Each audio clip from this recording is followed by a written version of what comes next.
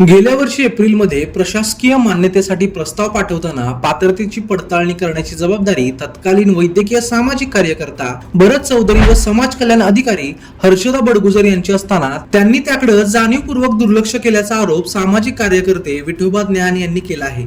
हितसंबंध जपत निदेशक यांचे प्रशिक्षण अंध विद्यार्थी करिता झालं असल्याची बाब दडवून प्रस्ताव पाठवल्याचे आढळून आल्यानं संबंधित अधिकारी आणि कर्मचाऱ्यांच्या भूमिकेविषयी संशयाचं धुकं दाटले. नाशिक रोडच्या विकास मंदिर मतिमंद मुलांच्या शाळेत अंध विद्यार्थ्यांच्या निदेशकाचं समायोजन करण्यात आलं.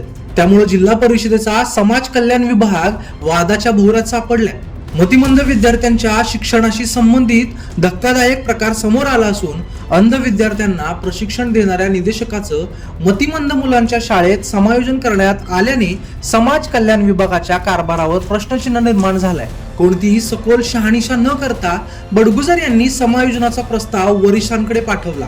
चौधरी यांनी देखील अन्न व्यवसाय प्रशिक्षण घेतलेले निदेशक हे मतिमंद शाळेतील मुलांना कसे शिकवू शकतात हे माहिती असतानाही प्रस्ताव कसा पाठवला हाच खरा प्रश्न आहे. यात लक्ष्मी दर्शन झाल्याची जोरदार चर्चा आहे. अंध व मतिमंद शिक्षणातील मूलभूत फरक लक्षात न घेता घेतलेल्या या निर्णयामुळे विद्यार्थ्यांच्या शैक्षणिक गुणवत्तेवर परिणाम होण्याची भीती व्यक्त होते. विशेष शिक्षण तज्ञांच्या मते अंध शिक्षणात ब्रेल, मोबिलिटी व सहाय्यक तंत्रज्ञान आवश्यक असते, तर मतिमंद शिक्षणात वैयक्तिक शिक्षण योजना, वर्तन व्यवस्थापन व दैनंदिन जीवन कौशल्य महत्वाचे असतात.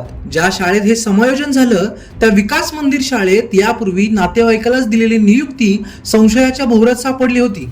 आता ही समायोजनाचा प्रकार उघडकीस आल्यानं समाज विभागाची या शाळेवर मेहरबानी आहे का असा सवाल उपस्थित केला जात आहे. मोठ्या प्रमाणात घडत असलेल्या लक्ष्मी दर्शनानंच नियम धाब्यावर बसवल्याचं धाडस केलं जात असल्याचं बोललं जाते.